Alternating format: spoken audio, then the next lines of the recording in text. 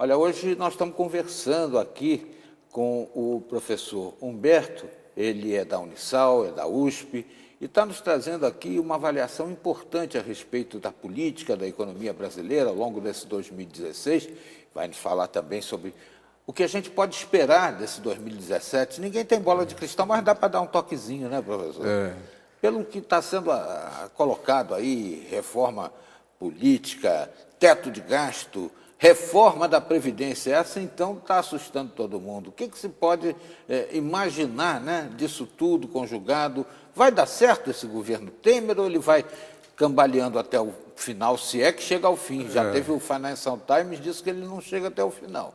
Então, nós estamos vivendo uma situação assim, de uma grande contradição. Então, na economia, no comando da economia, nós temos, podemos chamar do Dream Team.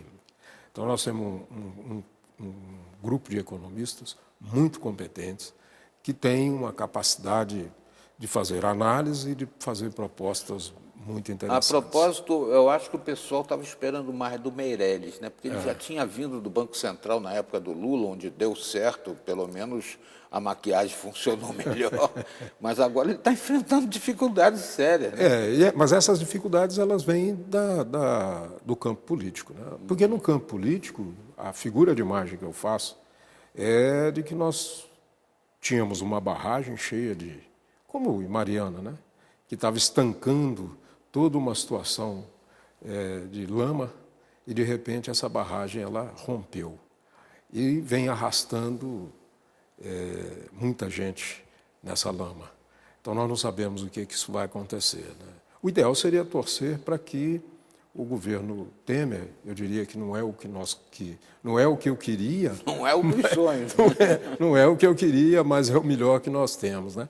Ou menos ruim. Isso. Que ele conseguisse se manter, mas isso aí vai depender muito da capacidade dele de articulação. Né? As forças, inclusive, que estão lutando contra são muito grandes. Mas no campo econômico, o que nós tivemos? Nós tivemos principalmente no governo petista, uma política econômica que, dentro da minha linha de raciocínio, foi muito desastrada. Então, isso não é culpa só da presidente Dilma, que teve dificuldade de articulação política. Já vinha um populismo. Mas isso. Né? Então, nós já vínhamos... na economia, não é possível você desenvolver a economia sem produção. Vendendo só commodity, como nós estávamos fazendo, porque vivemos um período muito interessante na época do Lula, em que as commodities estavam com um preço muito bom no mercado internacional. Ferro, petróleo. Isso, né? Soja. Né? Então, estava com um preço muito bom. Aí nós tivemos uma bonança. Mas quem entende a economia dentro de uma economia que eu chamo de mais responsável, sabia que aquilo ia chegar onde chegou, né? Onde nós chegamos, num caos econômico. Então, esse problema econômico que nós estamos enfrentando é resultado de uma política econômica equivocada. Agora, professor, nós vamos vir aí, né, diante de uma fase republicana nos Estados Unidos. Característica do republicano é não ser protecionista com os aliados. Os democratas são mais. O que a gente pode esperar de Donald Trump diante de todo esse desconcerto brasileiro? Olha, vou fazer um comentário aqui. Assim, a gente tem o hábito de dizer que o brasileiro não sabe votar, né? E nós chegamos à conclusão de que não é só o brasileiro que não sabe votar. E por que isso? Porque o Trump foi uma figura que entrou no processo político de uma maneira não era esperada, não era o que o próprio Partido Republicano esperava, né, pretendia. É verdade. Ele conseguiu, no início ele era um azarão, ninguém acreditava que ele conseguiria chegar onde chegou, e por fim ele se tornou o presidente dos Estados Unidos. Mas ele é uma figura polêmica, destemperada, né, e, por incrível que pareça, apesar de ter um viés de direita capitalista, é muito protecionista, né? Mas um protecionismo para os Estados Unidos. Um protecionismo que pode, inclusive, prejudicar os Estados Unidos.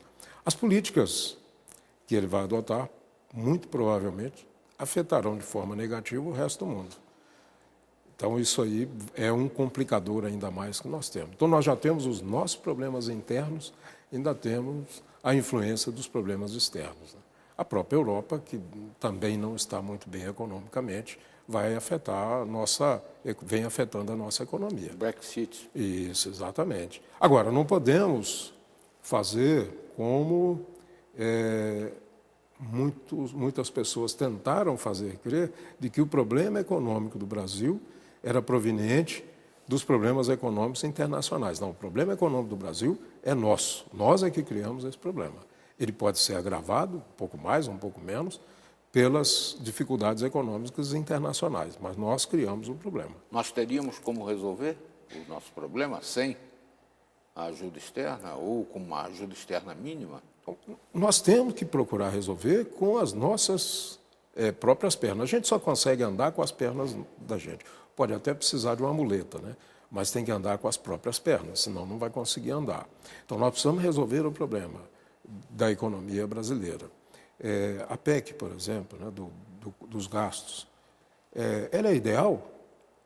Pode-se discutir, mas não tem como a economia sobreviver sem que tenha um controle econômico rígido. A grande realidade é que ajoelhou tem que rezar, tem que pagar a conta e, infelizmente, vai ter que ser dividida por quem tem condição de pagar, que somos nós, por pior que se imagine.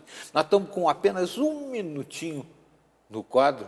Eu queria que o senhor nos falasse. O senhor acredita que a gente se saia bem dessa em 2017, ou pelo menos comece a engatinhar para a solução? Então, as perspectivas são de que no segundo semestre comece a aliviar, não resolver o problema, apenas aliviar.